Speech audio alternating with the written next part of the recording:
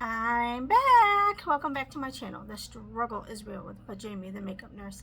Today we're going to talk about a topic that has been brought up, and people are talking a little bit more about it because of Michaela Nogueira and her coming out about her husband.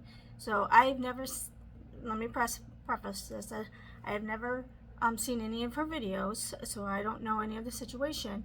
But I've seen some videos that people are talking about her coming out with her husband and his addiction and him being in rehab.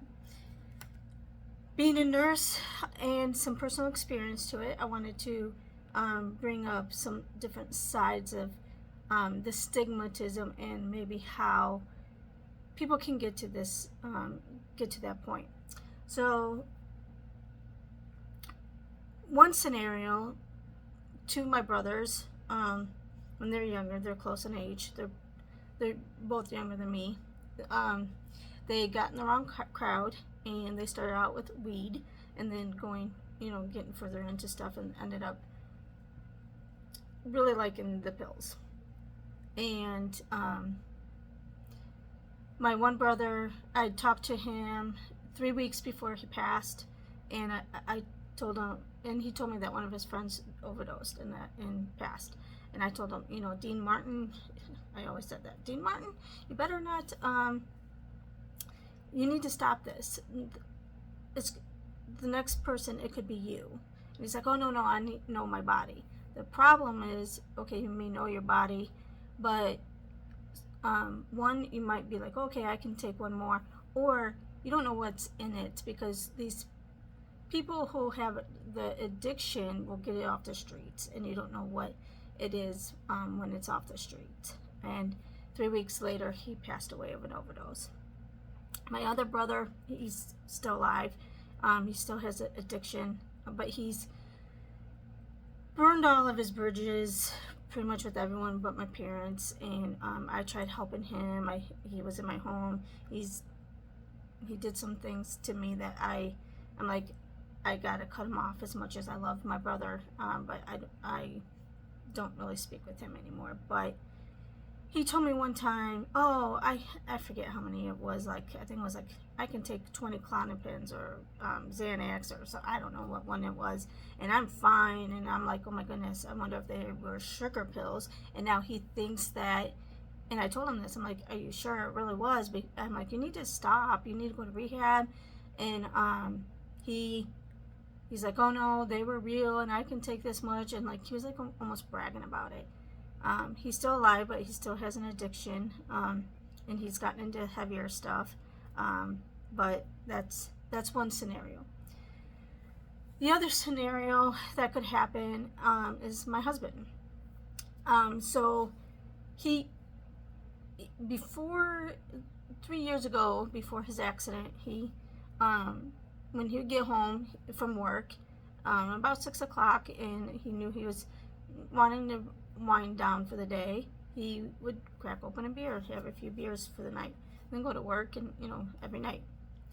Well, as most of you who knows my channel knows, that when he was riding a bicycle, he got hit by a school bus. Well, him knowing that he would probably get addicted to the pain pills, not knowing that it was going to take 3 years to finally cure his pain, and finally get surgery. And I'll talk a little bit about that. He's like, I refuse to take pills. And I thought, oh, well, you're in so much pain, it's just going to be temporary, you need to take it, take it as you need it, you're in a lot of pain, you just got hit by a bus. But he refused. But one of the things that he did do for the pain is, and now he's not working, start drinking earlier and later. And now he's very dependent on his alcohol, which I'd rather him have that addiction, I guess, because you at least know what you're getting when you go buy beer. And you're just harming your liver, and I tell him you need to, try to stop because of your liver.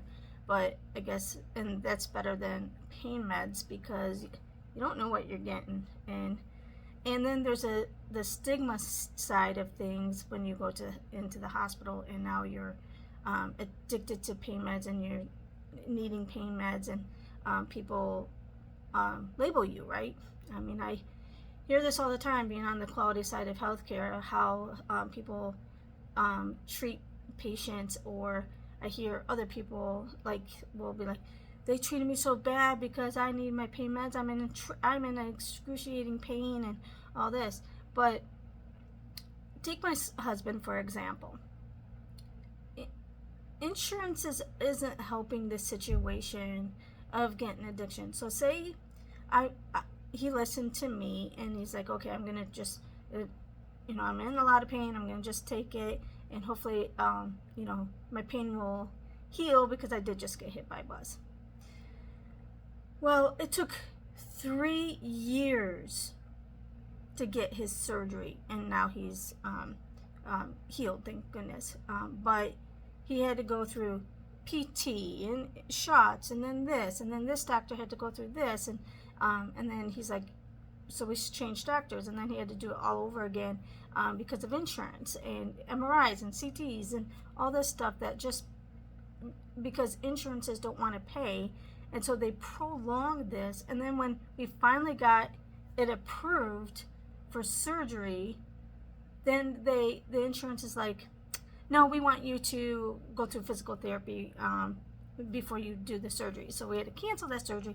He had to go through weeks more of physical therapy, which is very painful. And he finally got his surgery. So their insurance companies are really causing more cost to the healthcare system themselves and us, because after they made us go through some of this stuff, they didn't cover some of it too. Like for example, they're like, well, you have to have a CT and before we'll cover the MRI. So we had a CT, which that was some out-of-pocket cost for us, and then we go to have the MRI, and they wouldn't even cover the MRI, and that was out of pocket. I'm like, well, I should have just bypassed that, just paid out of pocket for the MRI then. I mean, it's ridiculous.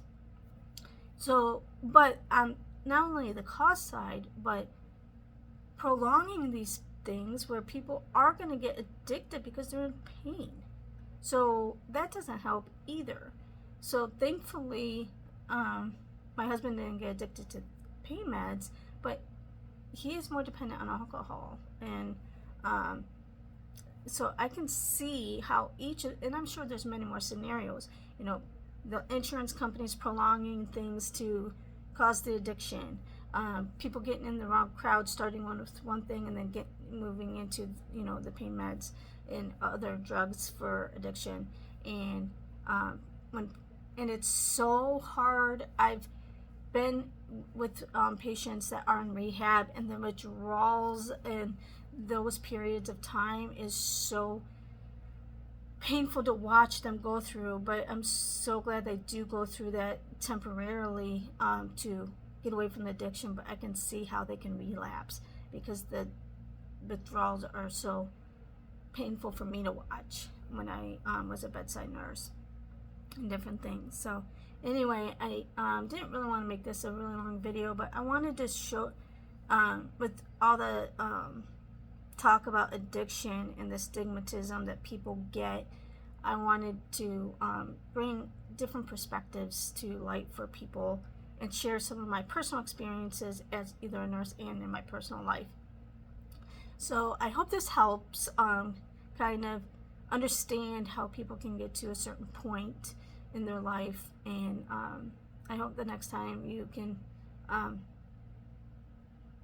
understand it a little bit more. But anyway, thank you, and I'll see you next. And remember, don't wake up and choose violence, choose kindness, and I'll see you next time. Bye.